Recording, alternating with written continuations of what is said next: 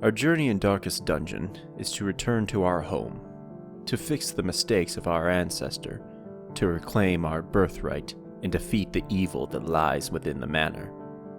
But for some, it's impossible to return to their home. Maybe they forgot the way back.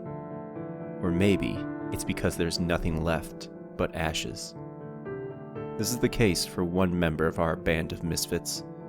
She carries an Arbalest, a massive crossbow nearly as big as her, which is where she takes her name from. But her real name is Missandei. Her story might be the most tragic of our heroes. To fully understand it, we have to go back to the beginning. She was only a child when it happened. An angry mob approached the cabin she was living in with her father. We see that he suffered a grievous injury as he enters the cabin. The mob was approaching, and he knew what he had to do. He had to protect his daughter, but more than that, he had to make sure she could protect herself.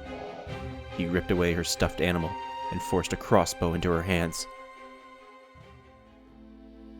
With one final, tearful goodbye, she escaped out the back door, as her home, her father, and her previous life burned away. This event is very complicated, and we still don't fully know what's happening here. It's unknown if this was a racially motivated crime, or if there's something more going on, since one of her quotes mentions that she is a general's daughter. Maybe her father is a general, and the mob is hunting him down, since he's on the losing end of a battle. Or maybe the general's daughter line refers to someone else who took care of her after she escaped the fire. But why I say it's the most tragic is because she might not even be remembering the events correctly. Given how young she was, she could have developed false memories of the events. She says that she remembers her father's eyes, but she also talks about how she wants to return home, and how she should have stayed. She doesn't even remember why she ran. She could still think that her home exists, along with her father. She could be searching for something that doesn't exist. Meaning, she'll be searching forever, and never find it.